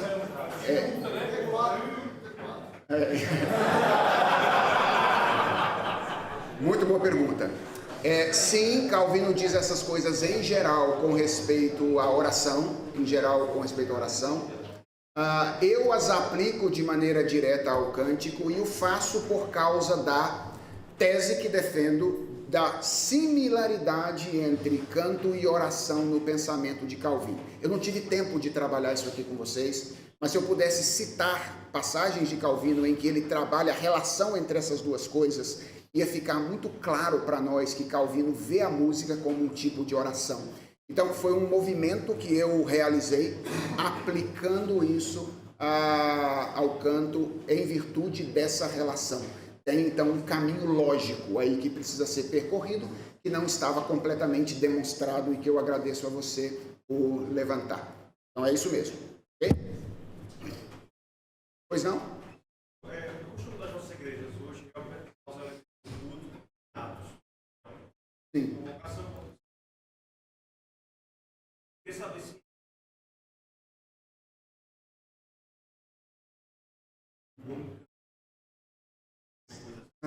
havia um caminho, tem no livro lá os dois modelos de liturgia, tanto em Estrasburgo como em Genebra, mas ele não é exatamente o caminho que a gente costuma percorrer hoje. O nosso caminho, ele parece ser muito influenciado pela teofania de Isaías 6, né? Adoração, confissão, etc. Até onde eu consegui estudar, esse é um modelo mais metodista, ou seja, os metodistas que olharam para Isaías 6 assim como um modelo de liturgia, e aí talvez, não sei exatamente como é que isso chega no protestantismo presbiteriano do Brasil, então não sei exatamente, mas como eu disse a vocês, liturgia no mundo contemporâneo é um ambiente ecumênico, é um grande caldeirão, nosso tempo é assim.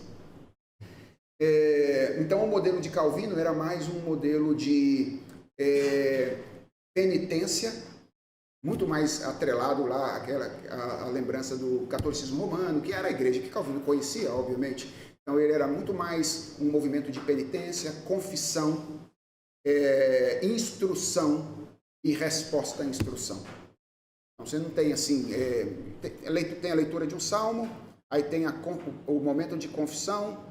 Em geral eram momentos assim muito unívocos, ou seja, textos semelhantes lidos em várias liturgias. Então tem algo de missa, menos espontâneo no modelo litúrgico de Genebra. Tem algo mais controlado, assim, mais específico, que é o modelo comum naquela ocasião, ainda estava se desligando, de certa forma, do catolicismo romano. Óbvio, quando eu falo que tem algo de missa, não é o conceito da missa, não. O conceito da missa é absolutamente antagônico ao conceito do culto público.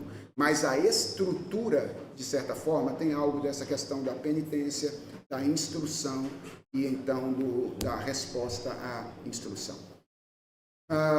Mas vejam, irmãos, eu creio, mais uma vez, eu vou dizer, a nossa tradição, ela é ecumênica. Qual é a nossa norma de fé e de prática? É a Escritura. Se nós entendermos que esse é um bom modelo, à luz da Escritura, para conduzir a liturgia, eu não acho que a gente tenha que voltar para o século XVI para o modelo de Calvino e dizer, vamos repetir isso aqui, né?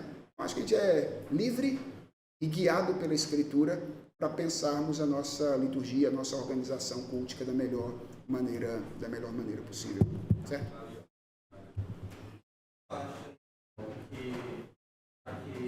A oração,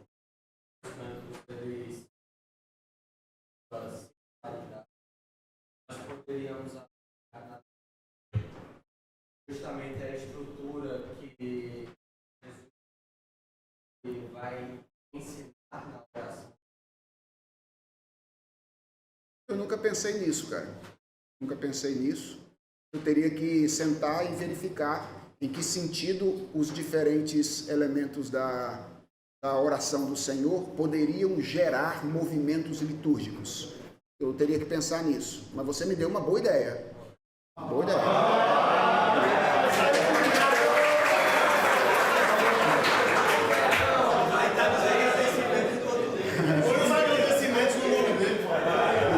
Você me deu uma boa ideia. Eu acho que a gente pode estudar esta possibilidade. Veja, liturgia, irmãos, liturgia é um ambiente de criatividade, certo? É um ambiente de criatividade, óbvio. Criatividade regida pela palavra e pelo Espírito. Mas foi Deus que nos fez seres criativos. E talvez, só a suspeita, talvez seja por isso que Ele não nos deu um modelo exclusivo, universal para todos os tempos, épocas e culturas. É porque Ele quer que nós o adoremos com a nossa criatividade submetida à sua revelação. Lembrem-se, nós não adoramos um Deus que é apenas um. Nós adoramos um Deus que é uno e múltiplo ao mesmo tempo. Existe diversidade no ser de Deus. Deus não é só unidade. Nós não somos judeus, somos cristãos, somos trinitários. Nós cremos em um Deus que é uno e múltiplo ao mesmo tempo. E isso nos diferencia de toda e qualquer tradição religiosa que existe no mundo. Apenas o cristianismo afirmam que unidade e multiplicidade se encontram no ser de Deus. O que significa que qualquer visão nossa litúrgica que privilegie a diversidade em detrimento da unidade tem um problema teológico de raiz. Assim como qualquer visão litúrgica que considere a unidade em detrimento da diversidade tem um problema teológico de raiz. Nós não somos unitarianos, irmãos. Nós somos trinitarianos.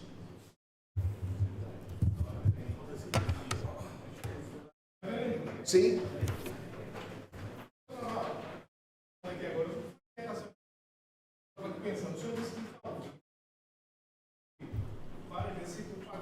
Eu espero que Calvino não brigue comigo, rapaz, das coisas que eu disse um dia.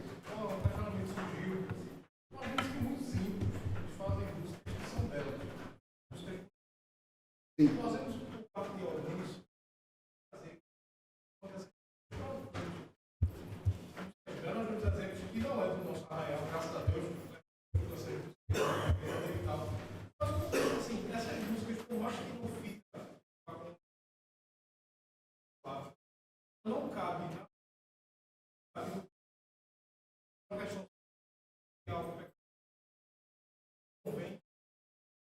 Confundir, porque ela não tem essa capacidade de distinção dentro da graça comum. Boa pergunta. Cara, inclusive vou recomendar você, coloque no próximo domingo na sua igreja, música de abertura de culto, Tim Maia, a semana inteira. Fiquei esperando.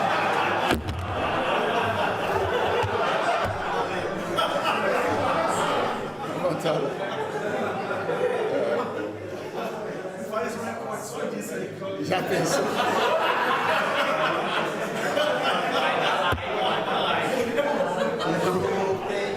Eu não deveria ter feito isso. Irmãos, minha resposta à sua pergunta é: eu creio que é absolutamente inapropriado, porque fere o princípio da singularidade e da exclusividade do culto público. O culto público não é semelhante a qualquer coisa que a gente faça na nossa vida comum. O culto público é um momento singular e exclusivo. Portanto, há um princípio que é o princípio da exclusividade. A gente vê isso desde o Antigo Testamento. Então, há um princípio de separação das coisas que estão servidas para o culto público.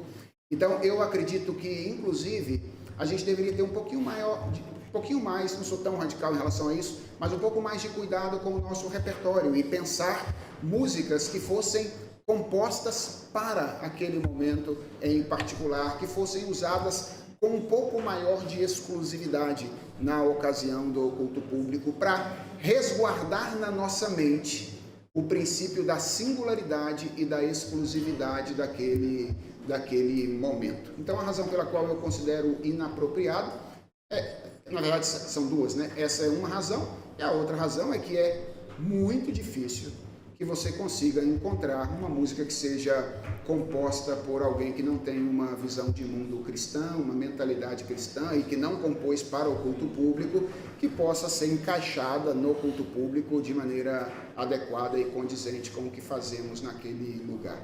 Então, eu tenho um apreço por essa questão da percepção das relações entre o pensamento cristão e a arte dita secular, mas eu acho que uma coisa é uma coisa e outra coisa é outra coisa completamente diferente. Algumas igrejas têm a prática de contratar músicos. Temos que o culto é um local onde os nossos dons e talentos a Deus. Como lidar com essa questão de contratar um... Não vejo nenhum problema uma igreja contratar um músico, desde que esse músico seja um cristão comprometido com a igreja. A igreja não contrata um pastor? Não paga um pastor para realizar o seu trabalho pastoral na igreja? Então, eventualmente, eu não tenho nenhuma dificuldade com que a igreja contrate alguém para pensar juntamente com o pastor a música da sua igreja. E, eventualmente, ele vai executar peças musicais no contexto da igreja local. Não, isso aí veja bem, gente, ser crente é uma prerrogativa inicial para conduzir o povo de Deus na adoração, certo? Se o sujeito não é convertido, não é cristão, não é comprometido com a igreja local, se a igreja local não tem jurisdição sobre quem dirige o seu culto, ela está perdida. Ela não pode entregar a condução litúrgica para alguém que ela não sabe se é crente, não tem jurisdição sobre ela e vai fazer qualquer coisa que ela quiser lá. Então isso para mim é um princípio primário e inegociável da condução litúrgica. Ok? Última pergunta. Falou sobre a simplicidade e a inclusão. E aí,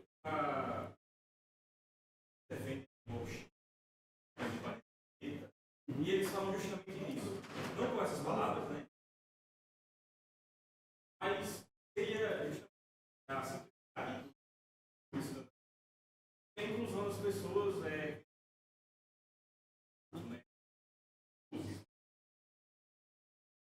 se eu comentasse qual seria o exagero deles, né? E qual seria para estabelecer que a inclusão.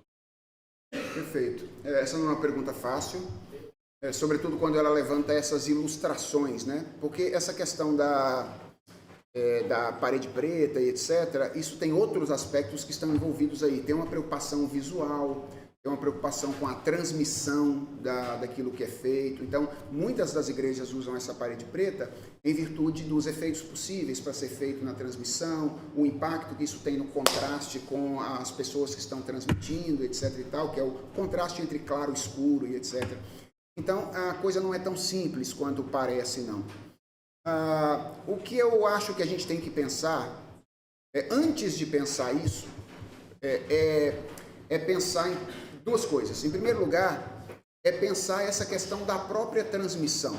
Eu particularmente não lido com tranquilidade com isso, não. Eu tenho certa dificuldade, certo receio, embora a gente transmita os cultos lá, mas eu tenho certo receio assim, do impacto que isso pode causar para pessoas que acham que a experiência de assistir a um culto emula a experiência de experimentar ou cultuar na companhia dos seus irmãos. Então, acho que essa é uma questão aí que a gente teria que pensar antecipadamente. E, sem dúvidas, tem uma questão sensível para um reformado quando a gente entra com essa questão da dimensão visual no culto público. Então, quando a gente começa a discutir questões relacionadas à luz, iluminação, etc. e tal, embora seja legítimo, essa é uma dimensão da realidade criada, a gente está usando luz aqui, né? Então, isso está envolvido. Então, quando a gente começa a discutir questões como qual é a melhor iluminação, se é possível usar luzes diferentes, luz quente, luz fria, em diferentes momentos do culto, etc. Acho que essa discussão é legítima, ela pode ser feita, deve ser feita, mas eu entendo que isso é sensível para um reformado. Por quê? Porque um reformado se diferencia do catolicismo romano exatamente no fato de que a tradição católica é mais visual, enquanto a tradição reformada é mais auricular, ela é mais auditiva. Nós, reformados, enfatizamos o ouvir a palavra de Deus. Então a gente tem maior preocupação, ou pelo menos deveria ter maior preocupação com o som do que com a luz, certo? Estou dizendo da nossa tradição. Então é sensível para um reformado isso. Não é fácil para um reformado discutir essas questões ou esses elementos de natureza visual no culto público. Ditas essas coisas, eu posso agora dizer o que eu penso de maneira mais específica. Eu acho que boa parte das pessoas que promove esse tipo de inclusão no culto, quer dizer boa parte, eu acho que eu estou sendo injusto, uma parte, não tenho estatística para dizer boa parte, mas acho que uma parte não o faz intencionalmente e refletidamente. O faz ecoando o espírito da época. Assim, porque todo mundo faz, e aí muito do espírito da época tem a ver com agradar a pessoa a quem é a pessoa que é servida por ocasião daquela reunião, que é o participante do culto. E aí a gente, quando não é intencional ao refletir sobre essas coisas, a gente acaba engolindo um monte de coisa ruim por não termos pensado refletidamente. Então, vejam bem, irmãos, o que eu acho que é fundamental?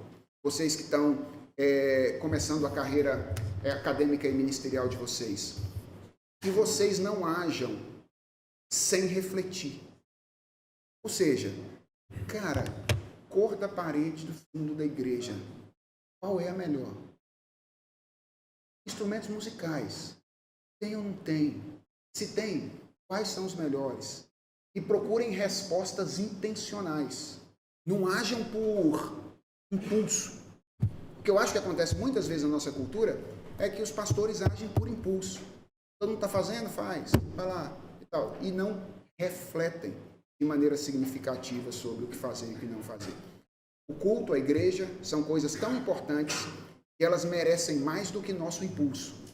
Eles merecem o nosso esforço racional, intencional, guiado pela Escritura, para pensar tudo aquilo que nós fazemos. Então tem uma palavra para mim que é chave, que a gente precisa recuperar, que é intencionalidade. Intencionalidade dirigida pela Escritura, mas intencionalidade. Olha, a parede da sua igreja é preta? É. Você pensou nisso? Pensei. Eu faço isso por isso, entendo que isso é melhor por aquilo, e etc e tal. Veja, quando eu lido com alguém assim, eu posso até discordar dele, certo? E dizer, discordo dele, eu não acho que ele deveria ter feito isso. Mas eu falo, esse cara está levando o culto e a igreja a sério. Está levando a sério. Ele refletiu, ele pensou, etc. Agora, quando eu chego lá e falo, a sua igreja tem parede preta? Tem. Eu falo, por quê? Nunca pensei sobre isso. Eu falo, aí tem alguma coisa, uma questão ruim. Certo? Então, eu não acho que a gente deva simplesmente dizer todo mundo que tem parede preta é herege. Entendeu? Essa eu acho uma postura simplista, muito simplista. A gente tem que lidar com as questões de maneira mais complexa na nossa cultura. E eu acho que a chave aí é a questão da intencionalidade e a reflexão sobre tudo aquilo que nós fazemos.